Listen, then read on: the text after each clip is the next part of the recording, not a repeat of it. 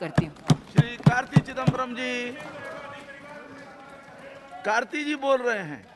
Thank you, sir. Thank you for giving a silly soul like me an opportunity to speak. First of all, I'd like to congratulate, free meal perhaps one day. I would like to first of all congratulate the President for coming to the highest office in the land. Madam's President's ascension to the highest office is a testimony to the diversity of India. I'd like to congratulate her once again.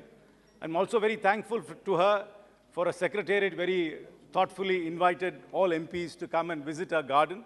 I know the garden has been renamed from the Mughal Gardens to Amrit Udyan, but I'm sure the flowers are still smelling as sweet as they were before. Sir, convention demands that the President acts on the aid and advice of the government.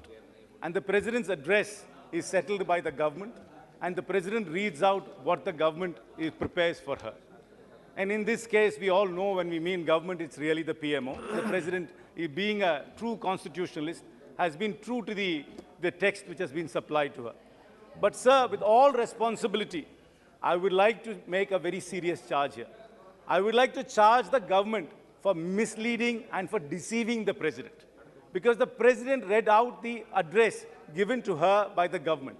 But the reality from what the President read and what it is very different. And I would like to give 4 or 5 instances where the government has misled the President. The Honorable President said, India's eternal journey as a mother of democracy is filled with infinite pride. But what is the reality, sir, in India? Opposition is stifled, voices of dissent is quelled, agencies are let loose on political opponents, governments are disturbed, Raj Bhavans are used to destabilize elected governments, there is horse trading. This is the reality of the Indian democracy today. But the President was misled into believing that we are the mother of democracy and our hearts are filled with pride. Sir, the President said, my government is constantly trying to rid every sign of slave mentality.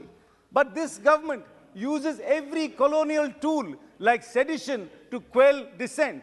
This is a country in which 154 journalists have been either arrested, detained, interrogated, or served show-cause notice.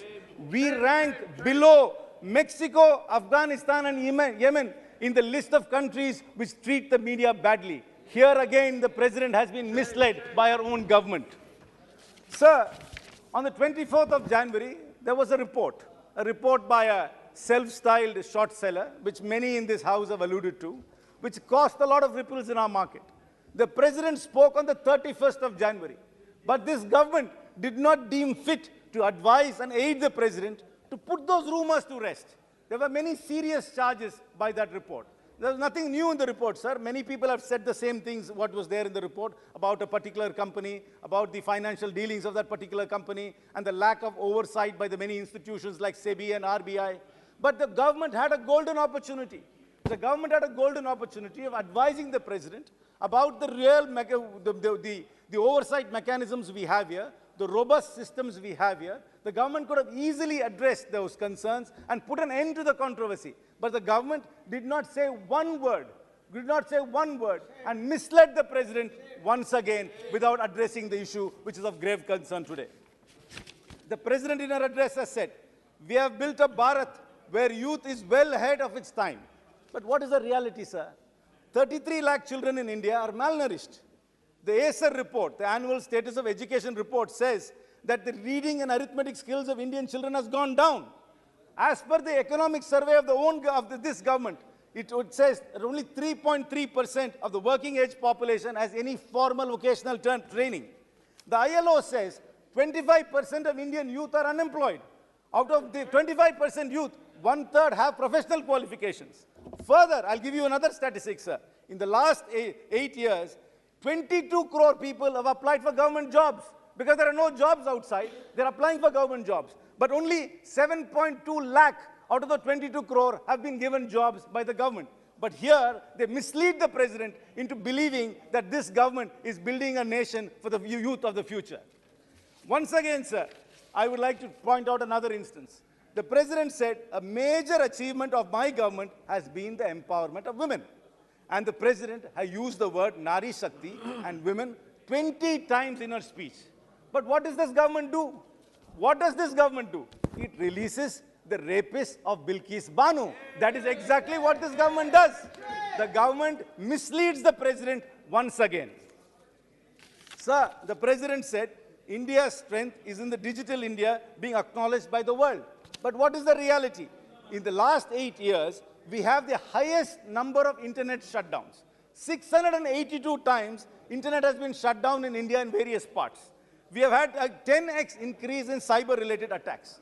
Most importantly, sir, with all responsibility, I'm telling you today, there is this program known as BharatNet, by which they are supposed to connect every panchayat with Wi-Fi.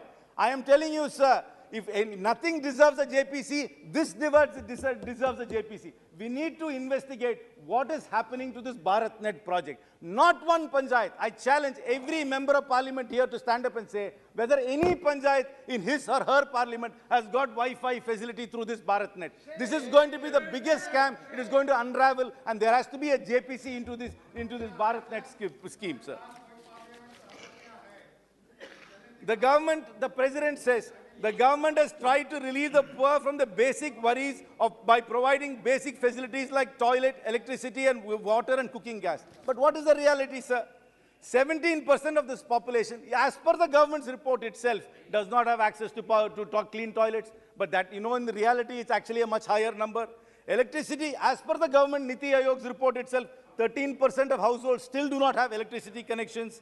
And as per the government's own record, even though it claims that everybody has got LPG gas, the NFHS data says only 59% of the households use cooking fuel.